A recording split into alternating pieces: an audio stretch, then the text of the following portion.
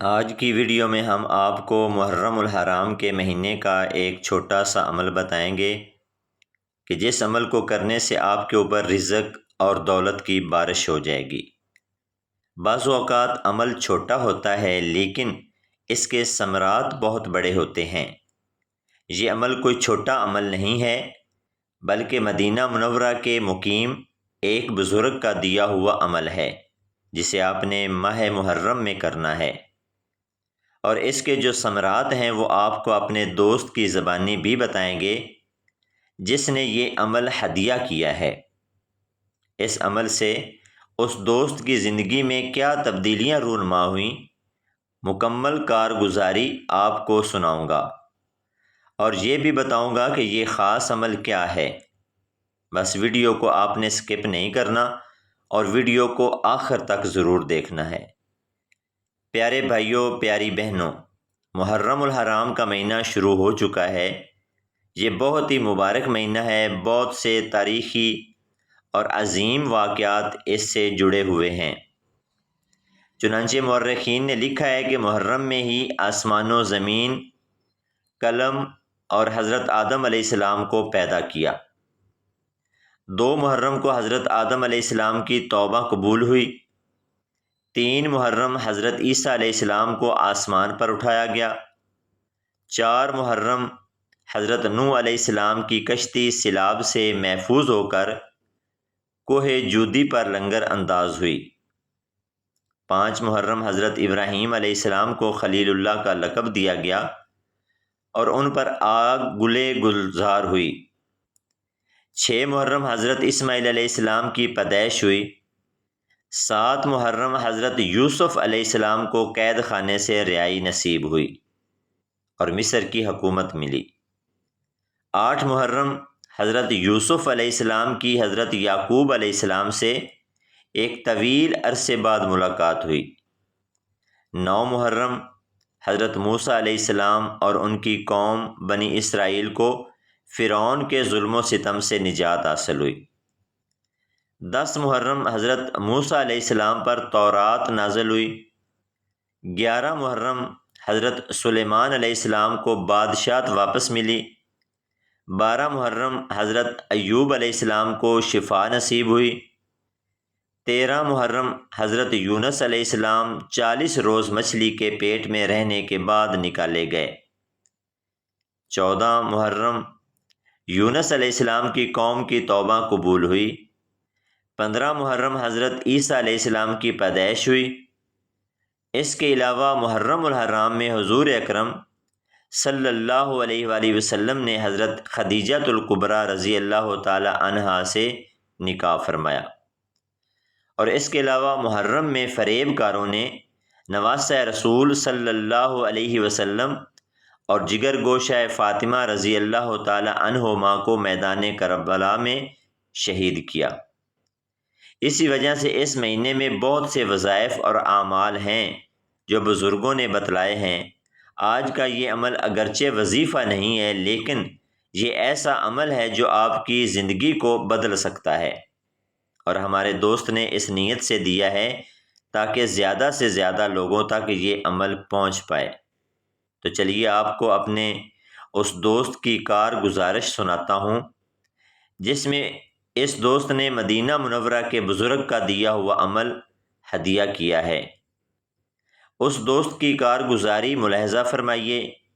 یہ دوست میسج میں یوں مخاطب ہوتا ہے: السلام علیکم، اللہ تعالیٰ سے دعا ہے کہ اللہ تعالیٰ آپ کو صحت و تندرستی، ترقی، کامیابی اور خوشحالی اور جزائے خیر عطا فرمائے۔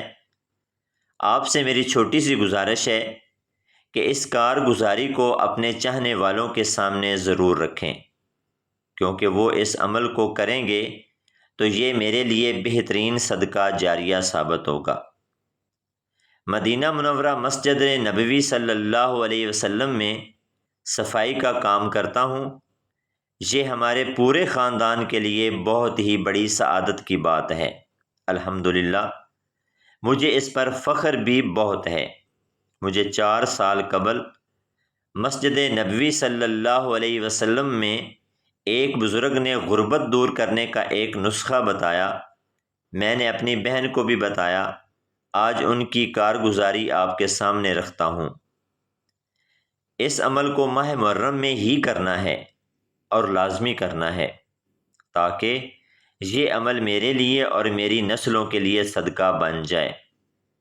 آج سے صرف 3 سال پہلے میری بہن کے گھر کا حال یہ تھا کہ لڑائیاں، نحوست، رزق میں کمی، ہر کام میں پریشانی، میاں بیوی کا تو یہ حال تھا کہ ایک دوسرے سے بیزار، کوئی بات نہ ہوتی مگر ہفتوں شدید لڑائی رہتی، قرض کے نیچے دب گئے، جبکہ اس سے پہلے تقریباً 8 سال ان کے گھر میں سکون ہی سکون تھا۔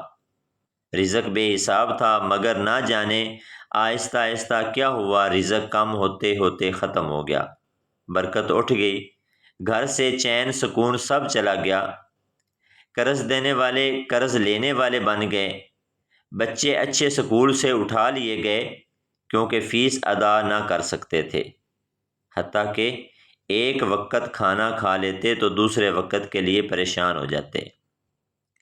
انہوں نے بہت خوشحالی دیکھی تھی، سکون دیکھا تھا، زندگی کا چین آرام دیکھا تھا۔ اب اچانک تنگ دستی اتنی زیادہ کہ فاقوں تک نوبت آ گئی، برداشت نہ ہو رہا تھا۔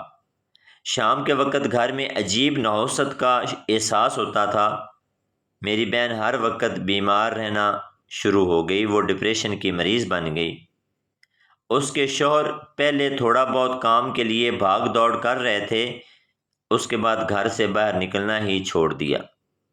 میں نے ایک بزرگ کو اپنی بہن کی پریشانی بتائی تو مدینہ منورہ میں اس بزرگ نے بتایا کہ بیٹا، چند دنوں کے بعد ماہ محرم کی آمد ہونے والی ہے۔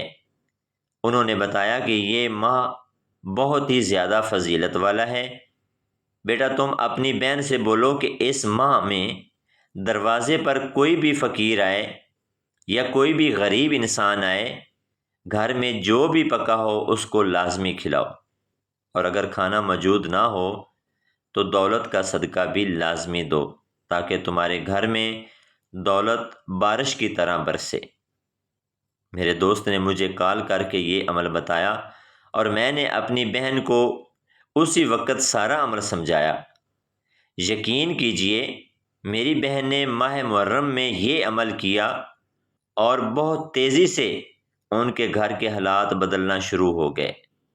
یکدم گھر میں سکون آ گیا، نحوست کا احساس ختم ہو گیا، ان کے اندر اطمینان آ گیا۔ اس مہینے میں صدقے کی کتنی طاقت ہے، یاد رہے کہ صدقہ ویسے بھی اپنے اندر بڑی طاقت رکھتا ہے، اور خود نبی کریم صلی اللہ علیہ وآلہ وسلم نے صدقے کے بارے میں فرمایا کہ یہ مصیبتوں اور بلاؤں کو دور کرتا ہے، اور کہیں پر فرمایا کہ صدقے سے اپنی بیماریوں کا علاج کرو۔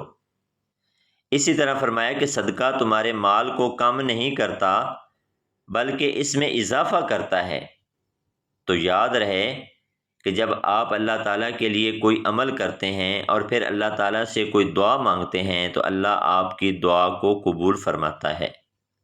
تو آپ نے پورے یقین کے ساتھ ماہ محرم میں یہ عمل کرنا ہے، اور اپنی جو بھی دلی مراد ہے اس کی نیت کر کے آپ نے کسی بھی فقیر کو، کسی بھی بھوکے کو کھانا کھلانا ہے، اور حسب توفیق آپ نے صدقہ دینا ہے۔ کسی انتہائی ضرورت مند کو صدقہ دیں تاکہ اس کے دل سے آپ کے لیے دعا نکلے، انشاءاللہ آپ کی دلی مراد پوری ہوگی۔ آمین۔ ناظرین، کومنٹ سیکشن میں اللہ تعالیٰ کے 99 ناموں میں سے ایک نام ضرور ٹائپ کریں۔